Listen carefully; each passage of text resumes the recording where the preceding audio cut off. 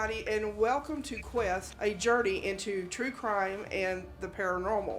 I am so excited. I have my co host, my friend Willie Mackie, here with me. And, it's so great when you have a friend in life Yes. that's my ride or die, literally.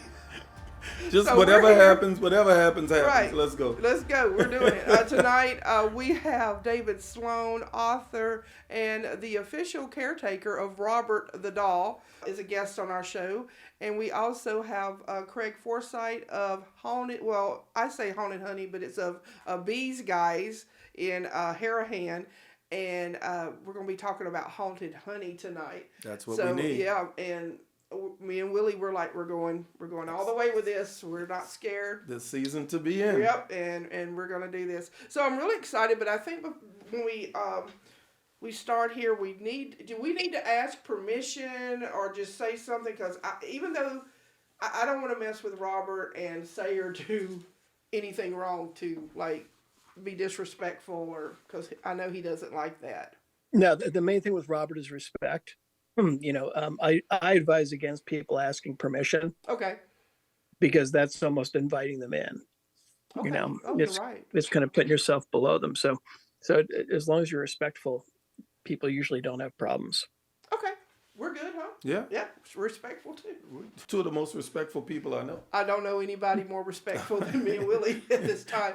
So you are actually going on like a tour. So, well, Robert stays in Key West. Right. And so Robert's owned by the oldest nonprofit organization in the Florida Keys. They're called the Key West Art and Historical Society.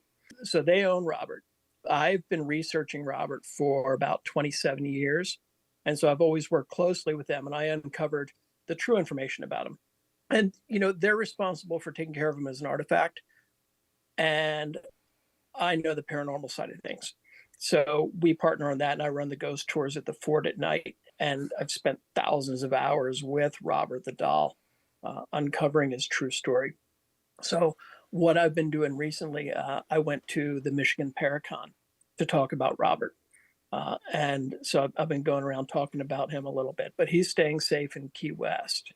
And you've wrote several books. I know you wrote one about Robert the Doll, and then also about Haunted Key West. Yep. And probably Yeah. about Key Lime Pie or something. I don't know. Yeah, Key Lime Pie. I've done about 30 books. I even co-authored. Wow. I even co-authored the New Orleans bucket list. Oh, wow. Oh, okay. And what is on your bucket list? On my bucket list, Yeah. well, there's a lot of different things. I mean, I always loved the vampire stuff that you get in New Orleans. Yeah. But I co-wrote it with a friend of mine. I started doing bucket list books about Key West, which is the area I really know. And one of my dear friends, she lives in New Orleans and she knows it like the back of her hand. So she selected most of the places, and I kind of helped out on the format and getting it published. But it was amazing. My wife and I went there last year, right about this time, and I brought a copy of the book, and I hadn't read it since we had published it. And I've been to New Orleans a lot, growing up. I used to go over from Texas and go to New Orleans, and my parents had bought a timeshare there when I was a little kid. So we've had a lot of interesting times. But we went and did a lot of the stuff in the book, and it was so cool. One of the coolest for me, I mean, I like the vampire stuff, the vampire speakeasy, but also the balcony where Elvis sang in King Creole. Oh, okay. Gee, That's pretty That's cool. awesome. Yeah. I think that's a really cool spot. And then there's some Tennessee Williams stuff that's there. It's a lot of Right. I mean, Tennessee Williams. well, you know it. You live there. Yeah. New Orleans is just such an incredible place.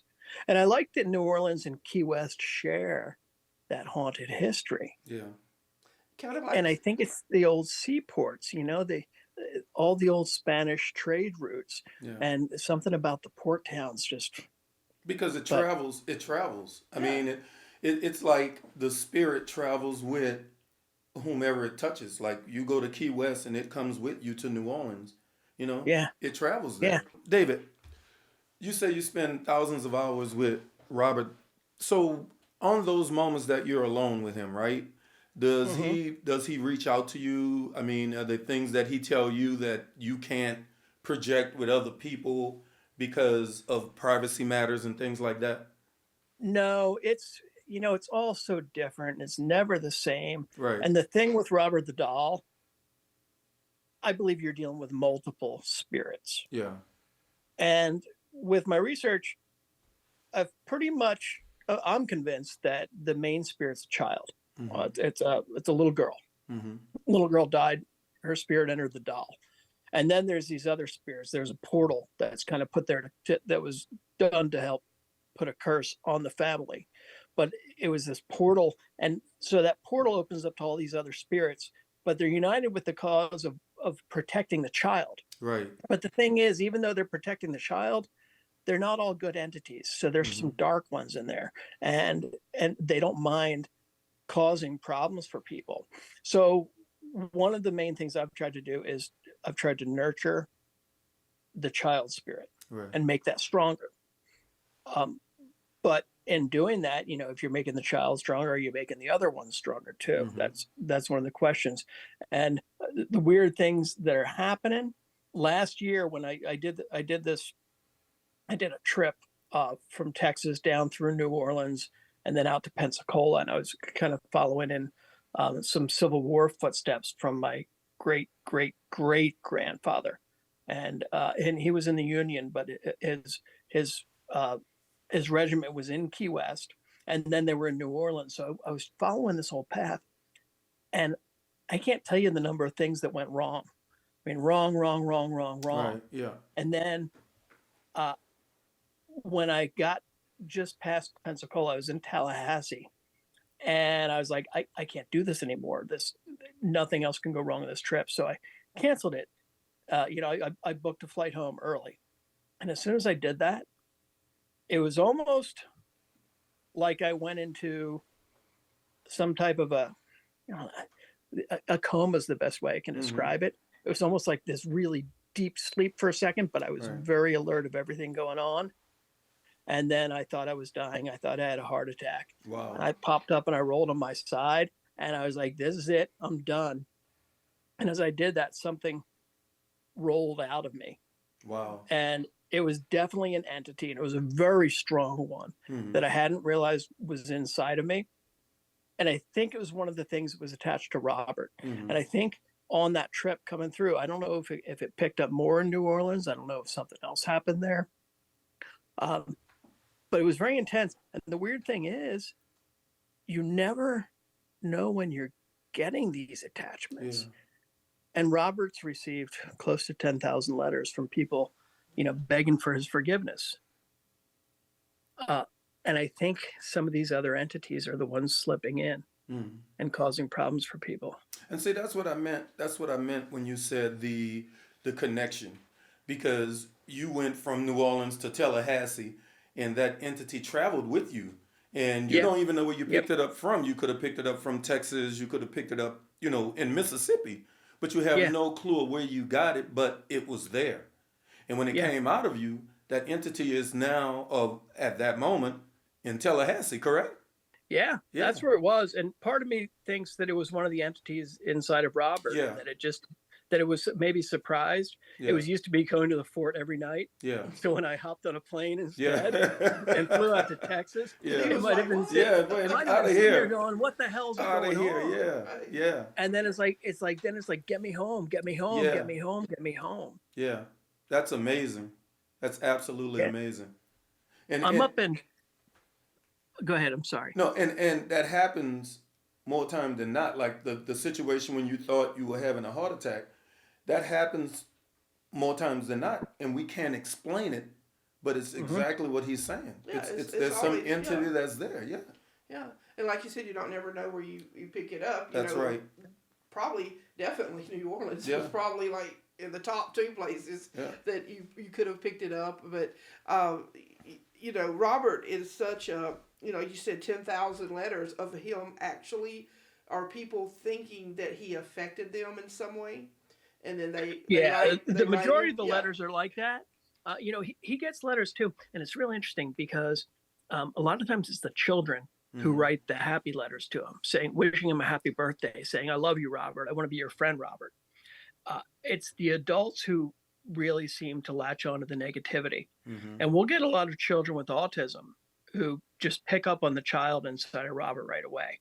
Wow. So it's very unique. And I think people find what they're looking for, because you do have the good spirit there, and you also have the negative ones. Right. So the people looking for the Chucky doll that's going to kill people, they'll find what they're looking for. Yeah.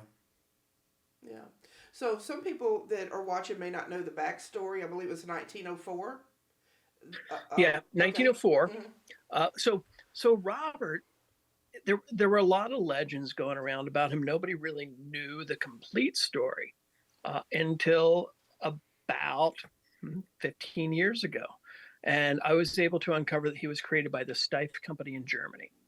And with that, we were able to trace him to 1904. And I found records of Gene Otto's mother traveling over. But the basics of the story, you have a boy in Key West who was 4 years old.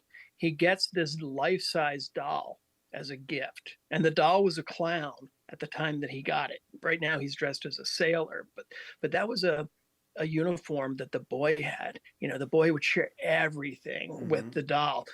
His real name was Robert Eugene Otto, the boy's was. But he gave Robert to the doll, and he went by his middle name Gene for the rest of his life. Wow. And then whenever he get in trouble for the things that kids do, he'd always say, "I didn't do it. Robert did it." And he'd blame the doll. And the two forged this incredible relationship that went on until Gene left for college. And he wanted to be an artist, so he ended up going to France. And the doll was locked in the attic in this cedar chest. And he stayed there for a long, long time. And then it was in the late 30s, early 40s, Gene came back, and he had married when he was over in France. He brings his wife back, and she's this brilliant pianist. He became this great artist, but the whole dynamic changed. And he said, "You're not going to play piano anymore. I'm going to be the artist, and you're going to be the artist's wife." And then he became kind of abusive. It was like he had this jealousy. And they say that he'd lock her in a closet, and then when confronted with the abuse, he'd say, "I didn't do it. Robert did it." Wow. Same thing that he did when he was a child. So after 30-something years of being locked in the cedar chest, the entity was still with Eugene. Well, there's different theories about what that entity is. And all of my research indicates, okay, so when I started looking into the doll, the stories were that the doll was made by an angry nanny who practiced voodoo. Wow. And then you'll also find some references that say it was given to him by a black girl that his family helped raise. So I found this incredible treasure trove of family archives. And in that, there were letters from France between the family members, correspondence between family members, a lot of thousands of letters. And a lot of them contained nothing that seemed important, but other ones just had one or two lines that helped piece everything together. And there was a servant for the family whose name was William Abbott. William had a wife, Emmeline, and she was a nanny to the little boy, Eugene. Now, in the 1900 census records, she shows no children living. In 1910, she shows no children living, one child dead. So in that 10-year period that Robert the doll arrived, Emmeline lost a kid. And the boy's father, Eugene's father, was a doctor. So this servant nanny would have gone to him when her child was sick. And we believe that the child died in the house. And the spirit entered the doll. And then the mother was upset that he didn't save her child. So she sought out a voodoo practitioner and had the curse put on the family. Wow. And that's what kind of spiraled everything. Yeah. So, I believe that the little boy was friends with the little girl who died. Okay, so he knew her before she entered the doll. And I think her spirit entered the doll, and that's who he was communicating with. He was taking care of his friend. So many of us see children. We see spirits when we're children. Mm-hmm. Right. But then, we turn it off because our parents say, stop it. That's Yeah. an imaginary friend. Yeah. And I don't think he ever turned it off. So I think he was always taking care of a friend. Yeah. It sounds that way. Yeah. Robert is housed or homed at Fort East Martello Museum. Yeah. Okay. Yeah. And so if you go up to Key West and you want to take a tour, and you do the tours, or you have like a staff, or what? We're pretty much a mom and pop company. There's me, Mm-hmm. and then our lead investigator or doll tender, as we call him, Dan. Mm-hmm. And then we have Lilith and my wife Heather May. So it's a small group of us who work with him. So we're like we're the night crew. Mm-hmm. Gotcha. For all the tours at night, because the museum's open during the day, but they don't do anything paranormal in the daytime. Mm-hmm. But it's a really cool museum, an old Civil War fort. I saw the documentary that Cindy Kaiser did for the Shock Docs on Robert the Doll. That was really like in depth, about that. And then she got some psychic impressions of what was going on, and I really enjoyed that episode. What about some of your other books? Just to briefly touch on. Yeah, with the paranormal, there's Ghosts of Key West, Haunted Key West, and Robert the Doll. And then one of my favorites, there's the Lost Diary of Count von Kassel. He's the guy in the 1930s in Key West who fell in love with a girl. She didn't love him back, but when she died, he dug up her body and rebuilt it and lived with it and married her. Wow. Oh. And it's the craziest story. And he wrote a diary. I've republished that as the Lost Diary of Count von Kassel. Now, is that the one that was a doctor also?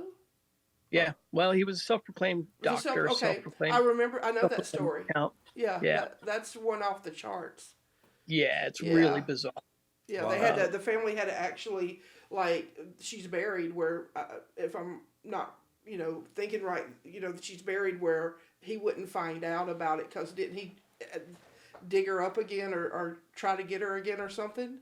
Yeah, and I'm following some theories. I believe that she's actually buried in his grave in Zephyr Hills, Florida. Wow. Because he had this effigy of her that he'd take around. He was found with that effigy beside him when he died, and he was buried with it. Yeah. There's some conflicting stories with the chief of police at the time. He was a little bit shady, and they say that the undertaker felt sorry for the count, and that they buried a replica and actually delivered the true body up to the count in Zephyr Hills. Wow. So I believe, and people say it's a love story. No. I don't think it's a love story.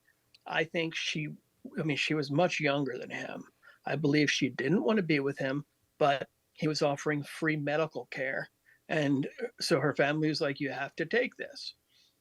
And I believe that the tuberculosis was not killing her fast enough. Mm-hmm. So he poisoned her. That would I make think sense. you have so I think you have a murderer who has his victim. But you're right. But I don't know how to say it, because you have somebody with the effigy, but at the same time, I think he had feelings for her at some way. He did. He had like a control possessive sick. Yeah. Feeling. Yeah. It's real bad. Wow. Yeah. So Yeah. Everybody, be sure to go. You could go on to the Fort East Martello, and you have your books there on that site. But do you also have another Amazon or wherever that they can get your books? Yeah, all the books are on Amazon, and people can just look up David L. Sloan on there, and they'll show up. And then for anybody who's thinking about coming to Key West, so like our tours, we run through a site called ghostkeywest.com. But we created a free haunted directory for everything haunted in Key West. I mean, not just stuff we do. It's got haunted hotels, haunted restaurants, haunted museums, everything you want to kind of plan a paranormal vacation. Wow. And it's all they're good places, locally owned. So it's friends of ours, people we know that we've done business with for 25 years, where we like them. They're people of the community. So it kind of just points you in the right direction. And that's hauntedkeywest.com. All right. Well, you know what? Thank you so much, David. It's been great. Right. Thank For you. being on the show. Yeah. Appreciate you.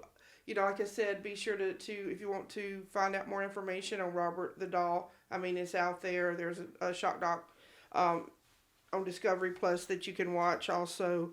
But if you're down in New Orleans again, email me and would love to go have a drink with you. And Willie owns a bar here. Hey, Willie hey. owns a bar in New Orleans, so we're set. We'll go to the Vampire Speakeasy. We love the Vampire Yeah, Cafe. we do. We like that I there. love both those places. Yeah, so it's wonderful. Let's do it. So thank you again. Appreciate. Also want to thank Pam and Gina's Gift of Gab for getting us together and for you being on the show. So thank you so much. Appreciate It's you. been great. Thank you all. Thank Appreciate you. it. All right. Bye. Have a good night. Man, that was really great about Robert the Doll, huh? That was. Let me tell you something. I got to go follow up on that because that was interesting. Did you hear any of that interview? I was listening to it in the booth. Yeah, I did hear a lot of it, and that I've never heard of him before. But Yeah, that's amazing. He had some interesting stories. Yeah, I mean, between that and the doctor, and I enlightened Willie between the break, and Willie's like, he's like, okay now. He's seeing it my way now. And Willie was like, it was love. And I'm like, So I'm really won't be using that word again. No, No. not in that context. No. When you hear effigy, no more love. I won't even be Nope. saying that word. Don't even, no. So I'm really, I always say this, and I mean it so sincerely, and I hope my guests know this when I say I'm so excited to have, I was excited to have David Sloan with Robert the Doll, and like I'm really excited to have Craig Forsythe with Bee Guyz, Yep. and right here in Harahan. I mean, this is where our studio is in the Elmwood area, so we're like practically neighbors. Yep. Yeah. very You're much home. so. You're just in your backyard. Yeah. Hanging out. We've been in Harahan for 12 years. We're Wow. in Harahan and Kenner. Yeah. Yeah. Oh, that's pretty cool. Yeah. So what really caught my attention when I learned about your business, and of course what caught my attention was the haunted honey part, because I had heard about it, about haunted honey and cemetery honey or whatever that I don't know which one that I heard, but anyway, the haunted honey caught my eye, and so would you tell everyone about exactly what that is? Well, to get the haunted honey, we're beekeepers, and not many people need a beekeeper every day. So we do part of being a beekeeper that we do is bee removals, honeybee removals from houses, businesses, all different places. So down here in South Louisiana, one of the big places that people don't think about, honeybees would get into are above ground tombs. Who hasn't been to Louisiana, who hasn't heard about it, we're buried below sea level for the most part, so we really don't bury our dead below ground for the most part. Everything's buried above ground in mausoleums and standalone tombs. Those tombs have openings that allow bees and other things to get inside of them. And one thing about honeybees is they don't ask permission to do anything. So if they see a small hole that leads to a big cavity, if it's a tomb, if it's a house, whatever it is, they want to live in it. So they go into these tombs above the coffins. And we remove all of the honeybees for the most part out of the whole New Orleans area, all of South Louisiana, and other places. But what you would call the cities of the dead, that's where haunted honey was born. It's basically all above the coffins and things like that in the actual tombs themselves. You're kidding. Yes. So That's where all of this comes from. But Break it down. how? So how do you know that there's a tomb that needs removal? Well, you can see the traffic of the bees going in and out of it. Now we don't haphazardly just say let's go take bees out of tombs. We want to go open up tombs. That's not how it works. Right. They generally get pretty big because cemeteries really don't take care of them all the time, Right. Unless they absolutely need to. For the most part, we all being down here, you know how clustered up our graves are and mausoleums and whatnot. So if they have a burial that has to take place, and they have bees 4 or 5 tombs down, they got to take care of it because the people will get stung or whatnot. It's a hazard, and sometimes these nests they get very active. Honeybees can reproduce 2,000 a day in the What? springtime. What? The queen can lay 2,000 eggs a day, so 1,500 to 2,000. So you have that many bees being born every day after the gestation period, which is about 21 days for a worker bee. So you can imagine the numbers get up pretty high. But when you have that many bees inside of one area and flying around in and out of one spot, it can cause havoc for the cemetery workers or any type of guests that go to the cemetery. So they keep up with it as best they can, and sometimes it's just more necessity that it has to be done for safety issues. That's where we come in. Now I'm gonna ask because I don't know, Yeah, and I want to know. please. So when y'all go in, so a honeybee, when you get in there, the nest is the honeycomb, right? Is that right? Well, yes. The honeycombs. You can think of honeycomb as like a sheet of paper. Okay. It doesn't have the information on it yet that you're going to read. It doesn't have black ink, blue ink. It's just an open canvas. But honeycomb itself is just 100% beeswax, and they can choose to put pollen, eggs, honey in it. And things like that. Really? So So that would they be that. decide. Yeah, it's just like when we go to your house. Did you decide to put the toilet in your bathroom, or did you decide to put the toilet in your bedroom? Right. Well, it belongs in the bathroom, so Right. that's where they're going to put it. So I don't think your dinner tonight is going to be in the toilet either. Right. So your dinner's going to be in the refrigerator. Everything has its place. So inside of a beehive, they have two major compartments that I like to say, and they have the kitchen, which is where the honey is, and they have the nursery, which is where the eggs are. That's the two main production portions of a beehive. Wow. And so when y'all go in, so this is a What you're holding in your hands right now, that's 100% pure beeswax. That's what we call graveyard gold, and we just debuted what people will see on the front of the table is a haunted honey candle, graveyard gold candle. But that is 100% beeswax, and we melt it down and we mill it out into sheets. It's almost about 2-3 sheets of paper thick, and it's embossed with the honeycomb pattern. And that's what people would call that in the beekeeping world would be foundation, but because that's what we start off bees with anyway for the most part. However, that is made of the special wax that comes out of the tombs, that 100% out of that. So that's what our candles are made out of. wow. And you can see it's got a pretty embossing all up and down it, and that's 100% of what nature intended honeybees to do. If any honeybee comb you would ever see, it's going to have that exact hexagon pattern on it. They're all the same. That's incredible. That's amazing. I mean, I'm And learning so much yeah, already. Like but 2 so minutes when in. when you go in to remove, so you have the eggs and you have the honey. We know you extract the honey. Yes. What do you do with the eggs? The eggs, it depends on what we're doing with the bees. Sometimes we'll take some of them. It depends on time of year. But when we put them in different hives, things like that, we have a lot of hives. And when they have a process that we can do, we call it... We put it in frames, I guess you say, and frames are just wooden squares to make it easy without a prop to show you, I guess you say. So these wooden frames, if I would cut out a square of eggs or however much I could to try and fit inside of this wooden frame, and you can rubber band it around or you can put wire around it.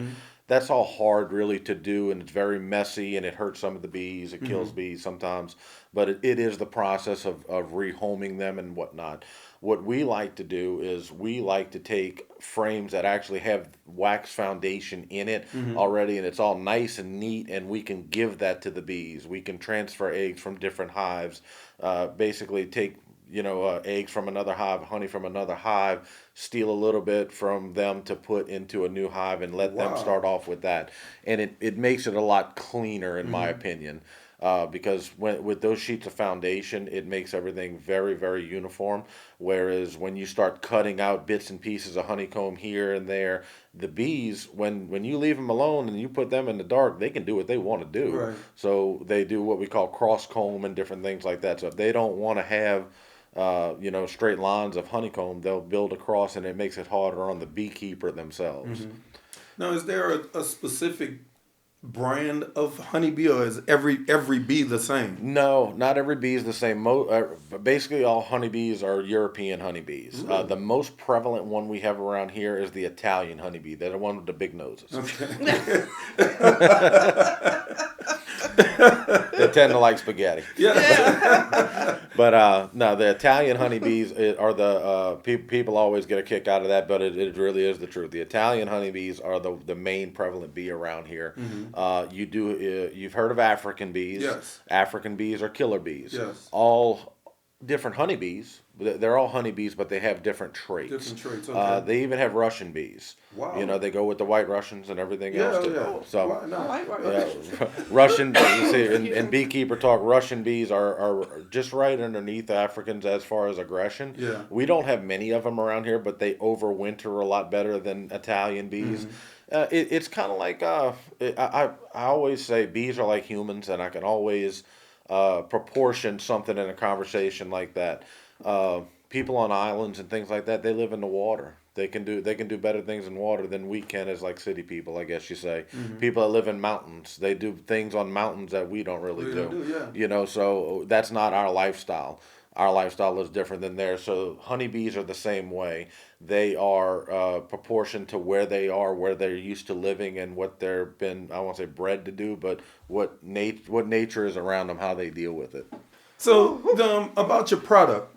So is this is legitimate honey, Yes, correct? this is 100% honey. And is it novelty honey, or is it consumption honey? It's a little bit of both. We put on the label that you consume at your own risk. Right. And one of the main reasons for that is that we're not, I don't want to say we're not supposed to, but we have no control over what anybody did to those bees. Right. Well, you know, and that's just the thought behind it. So Right. whether did they spray Raid on them before? Did they put diesel on them before? Well, I don't know that. Right. Most likely, absolutely not. Right. That we do all the removals for the most part. Yeah. So they just call us. However, I don't have that control Yeah. over it. So as I do in my own beehives.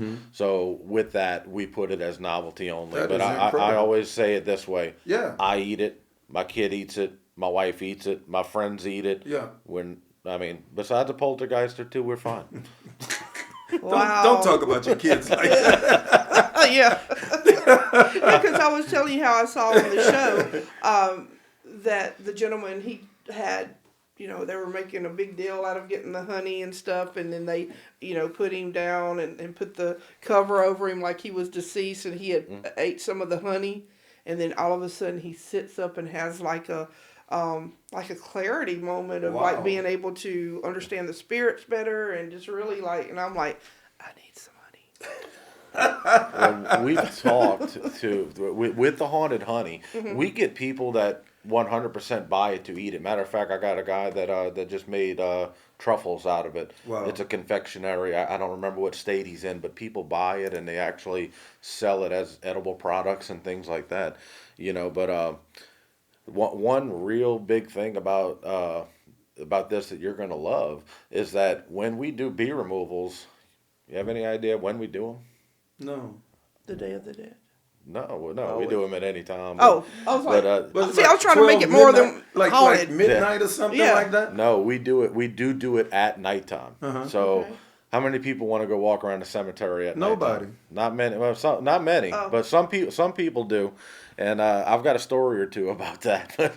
but no, we do it at nighttime when it's just us in there. And I tell you what, it is an eerie feeling, Wow. to say the least. Yeah. Especially when you know where you're at and you're the only thing that's living, Ooh. or so you think. Yeah. Maybe. Well, yeah.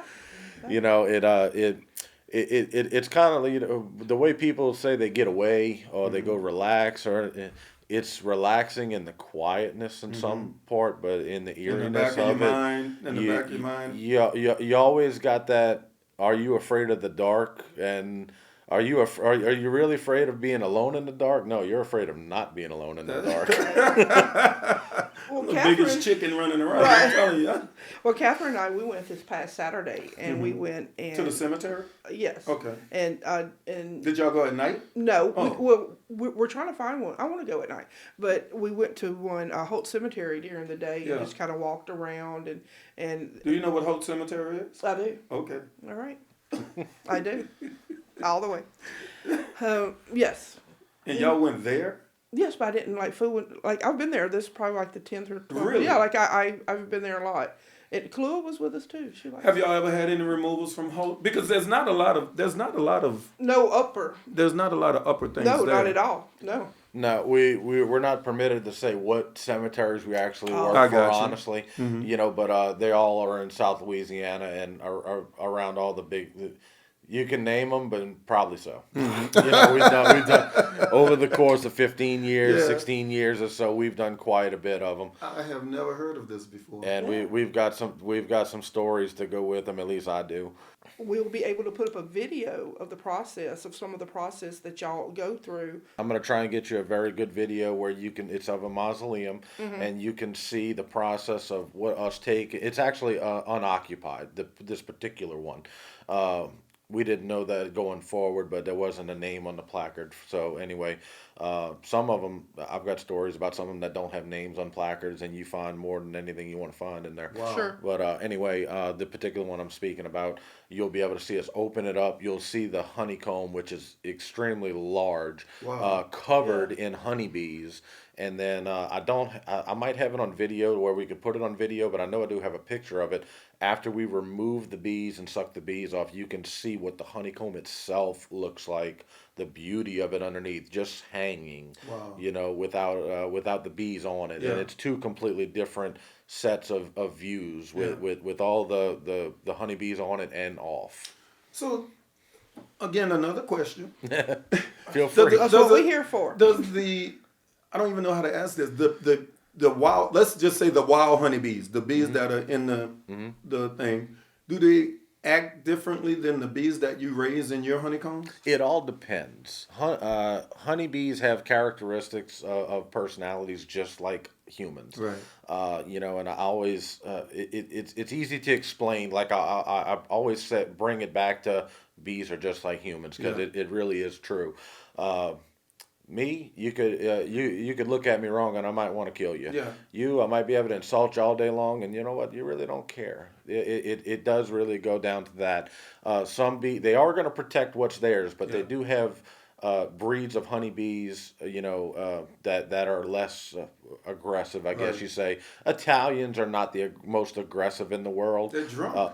No, they're not. They're not drunk, but maybe the New Orleans bees. Yeah. Well, there you go. Couple too many hand grenades. Yeah, that's Right. But they do have personality traits, and it all depends on time of year too. If they have a lot of honey, if they have a queen and they're doing very well, they're going to tend to be happier. Right now, in this time of year down here, about October, that we're in what we call a dearth. And that's where there's really not a lot blooming, so the bees don't have jobs, and they're really kind of frustrated because they're not bringing a whole bunch of what they need to bring into the house. Kind of like not having a job and not being able to pay your bills. It gets Right. frustrating. Right. Well, if you go by a hive at that point, they might be a little bit more inclined to sting because they're just a little bit more frustrated. Or especially if a hive goes queenless, if they lose their queen, they're really going to be on edge. Wow. So it's kind of like if the president gets killed or something like that. It might not affect you per se, but It affects between everything. people, it'll Right. be like a hysterical thing. Yeah, yeah. You know, that's not supposed to happen. Well, in the honeybee world, that's how that works. Wow. Well, I just have a question. I mean, are you going to try the honey? Of course. Let's do it. All right. Of course I'm going to try the honey. All right. We're going to do it. It's haunted, though. Okay. I'm good. You just got to watch out when you open up the jar; it might fly off of there. You know? Right. Can we do it? You Can we can do taste it? it. Yeah. Yeah. Oh, Go right which ahead. one? Which Go one? right ahead in the middle. That's gonna be the easiest one to open. Okay. It just Okay. it just unscrews. My lawyer's watching. So. My wife is watching. Just be careful because it's pretty full. So make sure it's square and it's gonna be on there pretty tight. Because when we ship them out, we got to make sure that they don't leak. I'm going to put that under it in case it. All right, me and Willie, like I said, he's my ride or die. That's just pure honey. That's 100% raw honey. If you that so has like not those- been touched or Yes, anything yeah, else. It's just been okay. filtered out. Can I? That, you can do whatever you'd like to it. Yes, sir. All right, we go down together. That is absolutely delicious. Our mate, see our mate right now. No, see Brady coming in. That's That's delicious. good. It should be. That's and a lot of people in reality haven't tasted raw honey. Right. Right. Raw Oh, wow. honey has a different taste to it than honey. It is not all created equal. And the way I kind of convey that, I always ask everybody, have you had milk? Mm-hmm. Everybody's going to raise their hand. I said, no. Have you ever had milk from a farm, straight from a Straight cow? from the cow. Yeah. I haven't. I have. I don't know what it tastes like, but I know it's going to have a different taste to Yeah. it. That's what I've heard. I've never had milk with cream on top of it, so what comes in the jar that they say is milk, it's milk, but it's not homogenized 100% and- natural. Yeah, But yeah. this That's 100% natural. That is Brother, straight this the way. good. is delicious. is very good. Whew. Now I see why the guy buy it to cook with it. Yeah. God, Yeah. that's sensational. Yeah. Well, thank you so Yeah. much. And where can people go to order and to learn more about what you're doing? Well, and- we have a Facebook page. We're on Instagram. Facebook page is under Bee Guyz. Two different words. Guys with a Z. Bee Guyz LLC, and our Instagram page is under the same thing. Everybody can order from our website, and that's at www.beeguyzwithaz.com. And our online store is right there, and they can order whatever they want from it.